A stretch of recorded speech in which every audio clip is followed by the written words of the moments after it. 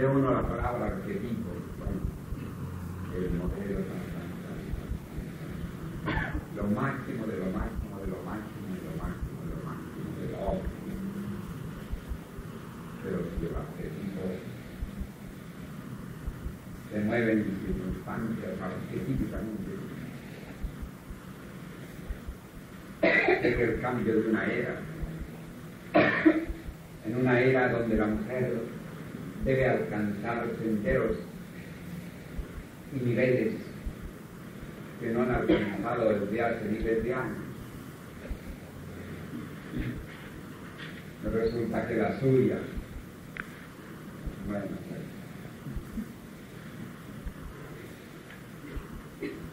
hubiera querido extinguirlo.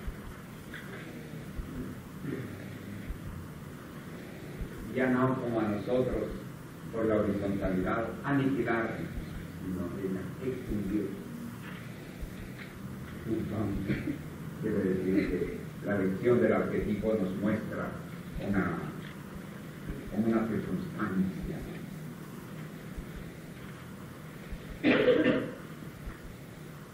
Por eso, en cierto momento,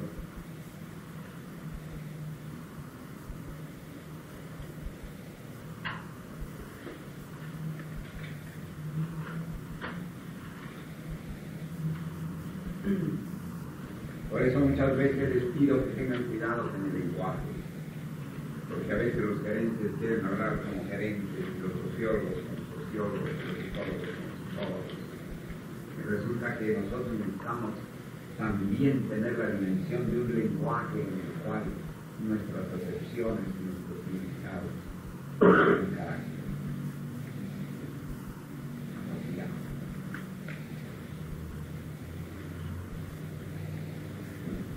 Por eso le decía a un psicólogo que ustedes escucharon allá en Lima, ecuatoriano, que habló en términos netamente psicológicos, lo llamé y le dije, díganme una cosa a ustedes para siempre.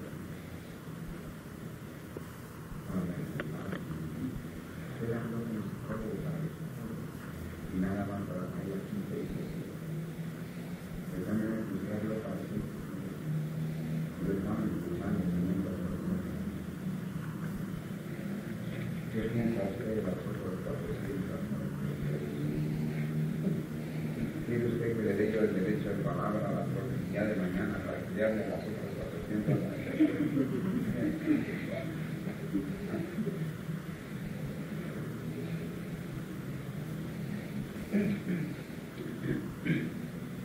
Entonces el valor de palabras como arquetípicas resulta diferente.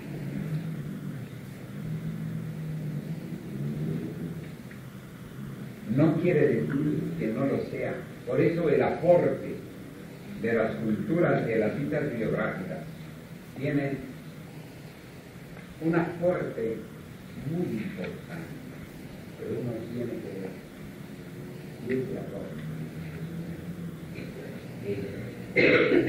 corresponde.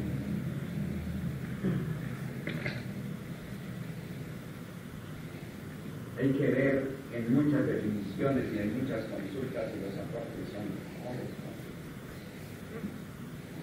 Por eso los futuros rectores que me sucedan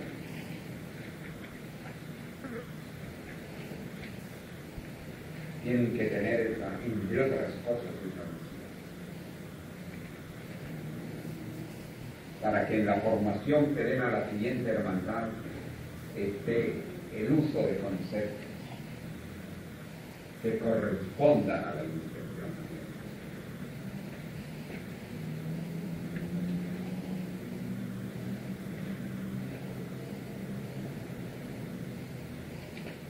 Como tal, es una pregunta acerca de la desaparición del maestro, que también habla de los futuros rectores.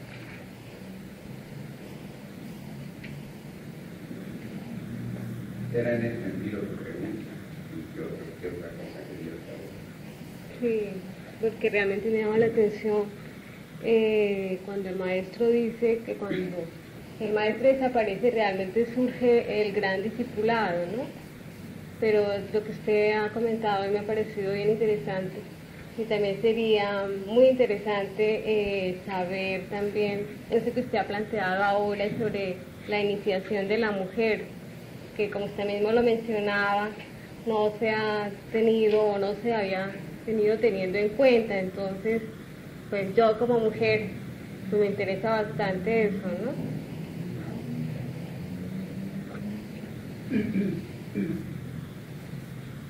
El hermano en preparación Isidro, el hermano Isidro de Córdoba. Gran maestro, entiendo bien que el diccionario de la Real Academia Española no es suficiente para explicitar los conceptos de la tradición iniciática. Por ende, es necesario implementar un diccionario, un código diccionario de lingüística propiamente del marco teórico de la tradición iniciática. Sería probablemente más bien un vocabulario, porque sería específicamente en algunos términos, claro. Pero ese trabajo tiene que ser poco a poco. Yo lo comprendo que es un poco de trabajo que probablemente con el tiempo la subcomisión de informática a cargo de mi querido discípulo José Miguel Ronda puede también ayudar a coordinar.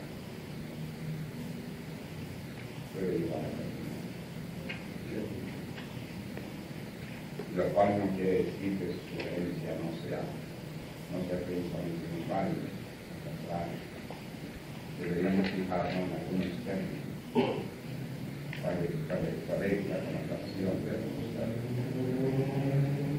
Un arquetípico, la palabra arquetípico, probablemente habría que agregar a lo que dice en otra acepción, para respetar la acepción que dicen las enciclopedias.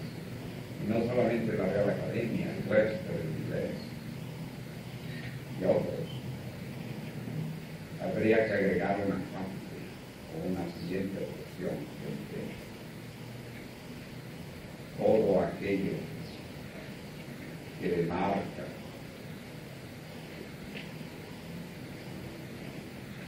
las extremas situaciones propias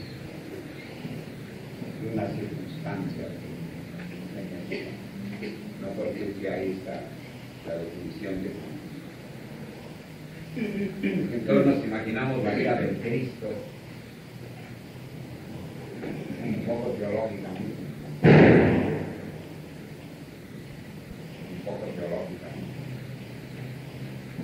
Por eso cuando encontré unas monjitas una vez en unas escuelas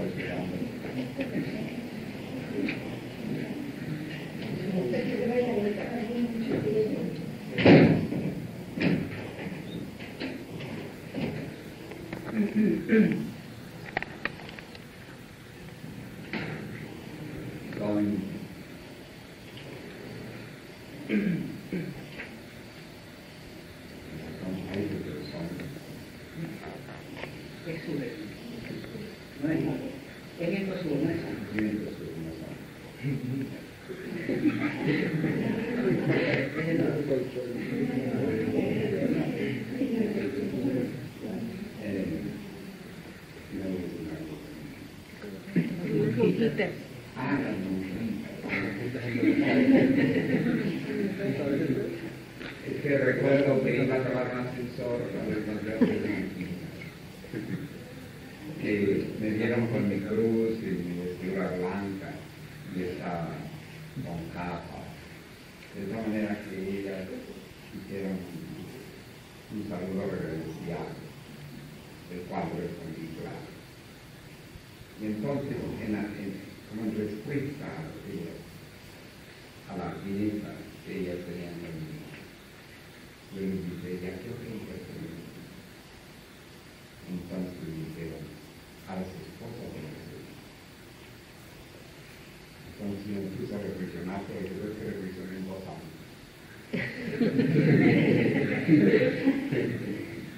pues dice, entonces estudian ustedes la vida de nuestro Señor Jesucristo, todo lo que ha de haber tenido que pasar en aquella tierra tan polvorienta, de lavar su ropa, sus baños en los lagos, las retenciones que ustedes pueden haberse imaginado tener por él, en todas sus implicaciones de lo que él vivía, de lo que él pasaba diariamente, su baño, su ropa para lavar. Ellas se quedaron, y una de ellas se persignó. Cuando ya se persignó una de ellas, las otras vieron que la otra se persignaba, entonces también se persignaron, se voltearon para otro lado. Y entonces dije, ¿qué clase de esposas de ¿Qué clase de esposas del Señor que no se imagina todo lo que debe haber representado, los cuidados que necesitaba el Señor, ¿no?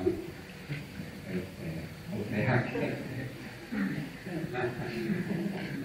que el hermano en preparación Fernando Bermeo. Y respecto justo a la iniciación de la mujer, si la esposa del Sublime Maestre no representó, digamos, el modelo arquetípico, ¿cómo se va a construir o cómo se va a hacer para seguir un modelo arquetípico en el caso de la iniciación de la mujer? Tomando en cuenta las proyecciones iniciáticas de cada grado en la tipicidad de la mujer, de tal manera que no hay, es decir, históricamente se haya hecho, pero la que acompañó al maestro en su vida artística no representó la condición. Por el contrario, él se movía y decía Krishna, decía, cuando llegan las etapas más oscuras del mundo, decía, yo aparezco, en el sentido del rayo crístico, de la integración en esa vida. O sea que son etapas oscuras, cuando llega a la cara, son etapas de transición. Así es que lo lógico, yo encuentro eso perfectamente lógico. Yo encuentro perfectamente lógico que ante la presencia del arquetipo, lo que encuentro es un mundo difícil, un mundo que inicia su cambio, y no precisamente rodear el concepto de arquetipo, algo así como pusieron encontrar a Alicia en el país de la Maravilla.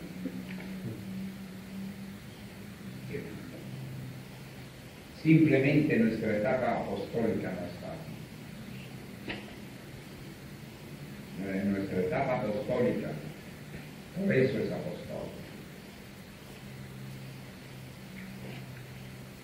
Porque precisamente tenemos que enfrentarnos a 1000 circunstancias, cada vez más accesibles, si se quiere.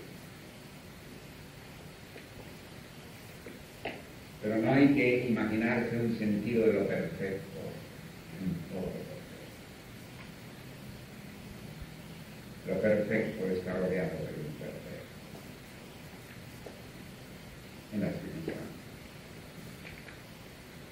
Ahora, si se quiere ver que todo es perfecto, como decía el otro día, una joroba, como joroba, es una perfecta joroba.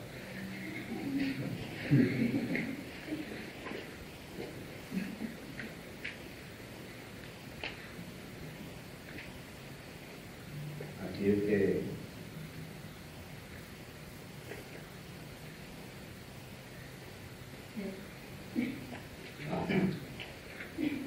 quisiera expresar tal vez un poco, no sé si en contraposición, pero sí poniendo un ejemplo diferente a la esposa de mi maestro. Yo tuve la oportunidad de vivenciar en Perú el testimonio de la esposa del venerable maestro David Cerrito Olivares, la reverenda Grasa en la María de Cerrito. Y a mí me despertó mi asombro el hecho de que se hiciera presente en esta circunstancia tan trascendental para la obra, en el momento del éxodo, y reconociera públicamente al venerable maestro como el otro yo mismo de su vida maestra. Una esposa que estuvo siempre, un poco distante porque le tocó la tarea de educar a sus hijos sola, pero con todas las dificultades que seguramente ello le ha acarreado, pero siempre fiel al maestro, y reconocer al maestro y la altura que él ha alcanzado por parte de su esposa, pienso que eso es una alta realización. Por supuesto que sí. Y entonces ya se ve. Entonces no es ya nuestro tiempo. Y hay otra circunstancia. Y hay una circunstancia más favorable. Comienzan a destacarse discípulos. Unas esposas y otras no. Comienzan a destacarse porque ella yo la siento como una discípula, además de considerarme como mi esposa. Ese testimonio de ella es maravilloso. Yo pensé, si Luisa hubiera sido así.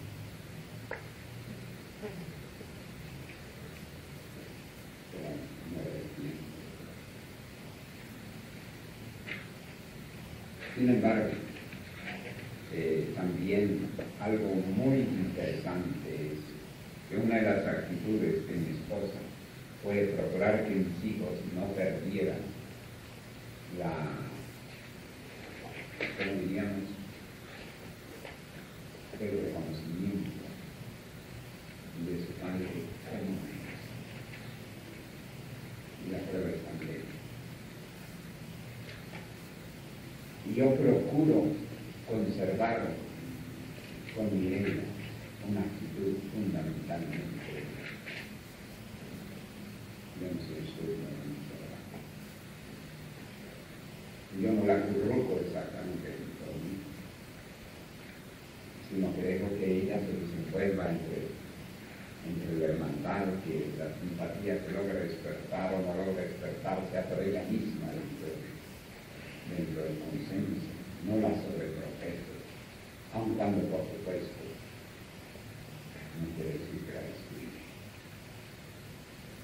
Pero precisamente para tratar de conservar esta proyección que su mamá tuvo el cuidado, porque lo de menos es que en la realidad las esposas se ponen a protestar de todo. Y lamentablemente se lo comunican a sus hijos. Y entonces se pierde la imagen del padre como padre. Y además de algo que más sea, más que padre. Es la pobre humanidad ciega.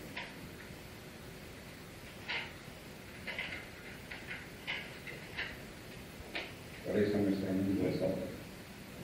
Por eso hablo de un pueblo diferente y de un discipulado diferente.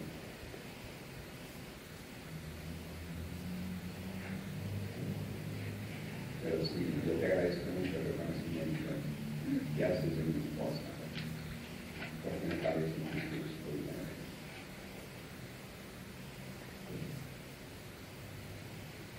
Ella es una dignidad.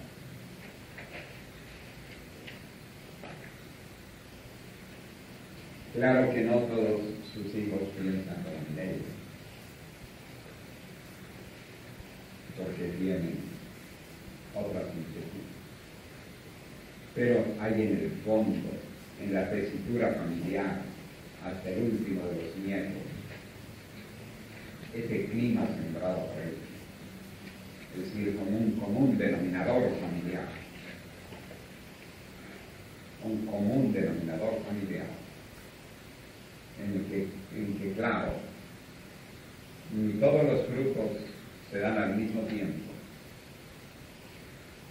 ni todas las flores del jardín son del mismo color,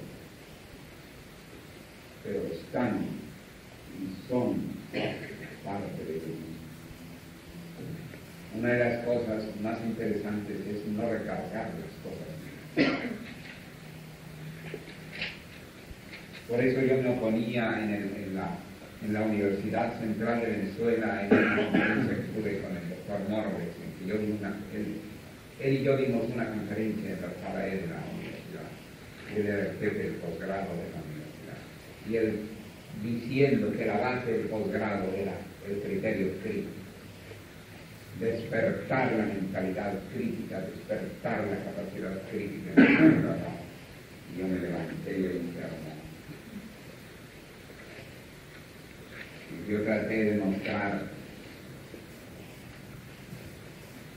que la crítica, como crítica, debe ser en función de la comprensión, con el sindicato que muchos tienen. Por eso yo les digo a algunos, no se inclinen por el pensamiento crítico, no comiencen a hablar crudamente en el sentido crítico, sobre todo en lo que corresponde a las relaciones entre nosotros, porque no es exactamente lo óptimo.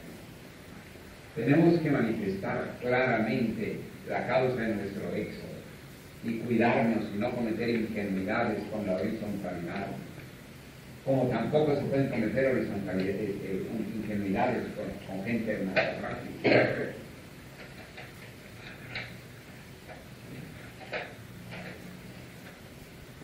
Como me encontré en uno de los países que visité últimamente, que había un hermano que ya había dicho que además de ser drogadicto, estaba llevando droga a Nueva York, que todavía se le recibía y se le consideraba inclusive como miembro del equipo. Y entonces yo llamé a los hermanos privadamente y les dije, por favor, esto tiene que acabar inmediatamente, porque no se dan cuenta del riesgo que es eso. Están ustedes malinterpretando el sentido de fraternidad y están ustedes cometiendo el error craso. Una cosa es tener la solidaridad dentro de nuestro pueblo. Una cosa es el buscar que disminuya el pensamiento crítico entre los nuestros, en este pueblo diferente, en este discipulado diferente. Y otra cosa es que se cometan tonterías. Digo, ¿qué no se dan ustedes cuenta que estas personas son seguidas por la policía? Que si este señor ya llegó a este estado de cosas, va a ser seguido por la policía. Y además, él puede en un momento de apuro esconder la droga, precisamente, ¿en dónde? En el lugar que él se suponga que nadie puede encontrar, como es la institución. Y que lo sigan y que traigan a los perros, que a los pobres perros los inyectan de droga para que se vuelvan drogadictos y estén oliendo y buscando la droga. Y pueden traer a los perros y encontrar drogas, y entonces veríanse ustedes la personalidad jurídica, los investigan. ¿Cómo es posible que ustedes tengan esta impunidad? Es como con la horizontalidad. Si ellos nos están queriendo aniquilar jurídicamente con una demanda de $1 millón en Arequipa, donde se descuidaron en la información, ¿cómo vamos a obrar con ingenuidad con quienes buscan nuestro aniquilamiento? ¿Cómo vamos a tener drogadictos acá con nosotros? ¿Cómo vamos a tener personas que no sean perfectamente normales? Nosotros no tenemos clínica psiquiátrica. Y nuestros psiquiatras afortunadamente se dedican a buscar una supraconciencia y no una infraconciencia. Porque lo primero que le dije porque nuestro querido hermano médico Jesús en misión, José Gregorio García, cuando fue a Caracas, dijo: maestro, he logrado un posgrado en el cual puedo estar cerca de usted. ¿Qué posgrado? Psiquiatra.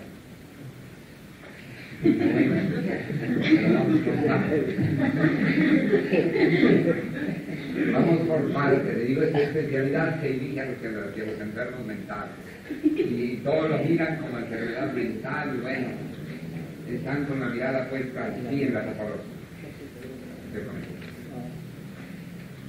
y en las lesiones cerebrales. Usted, por favor, se va a ocupar de la supraconciencia.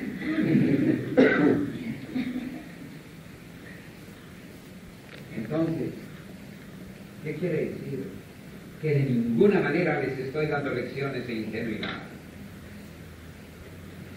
Por favor, entiéndase y no se confundan ni palabras. Si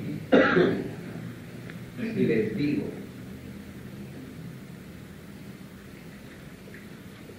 entre nosotros debe disminuir el pensamiento,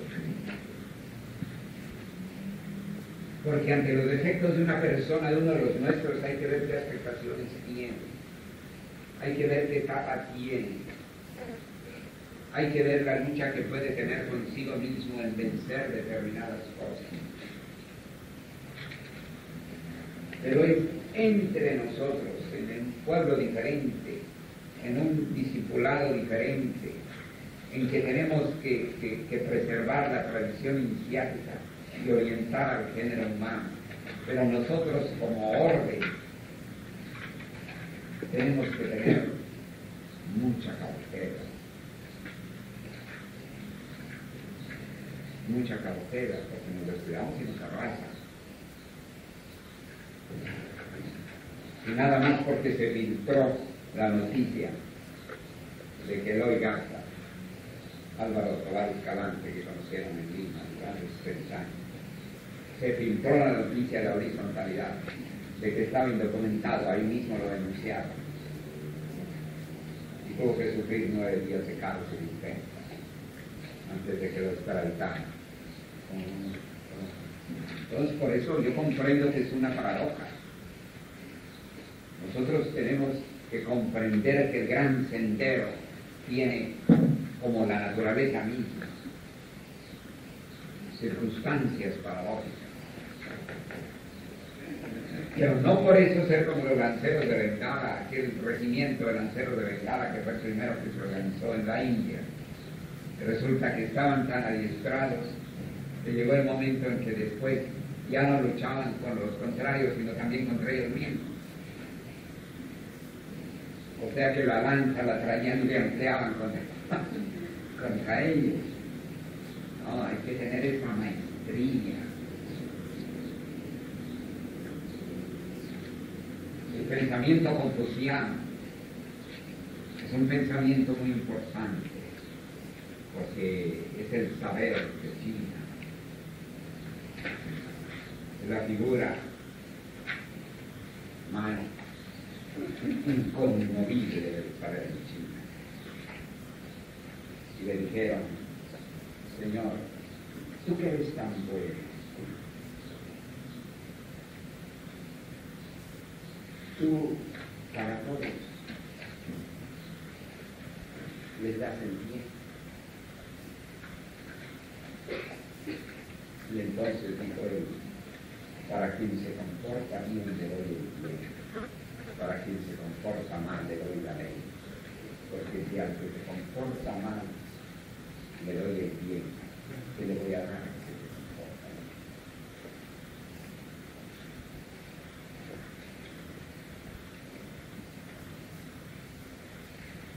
O sea, que no podemos tener una idea global de las cosas, la universalidad de los conceptos.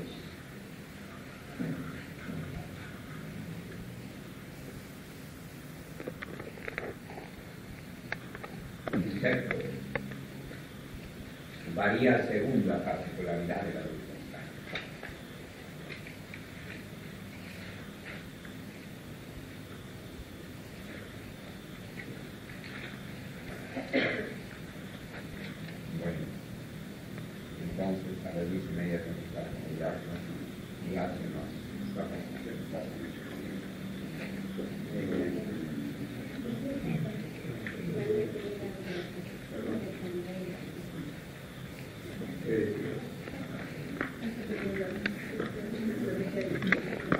Para.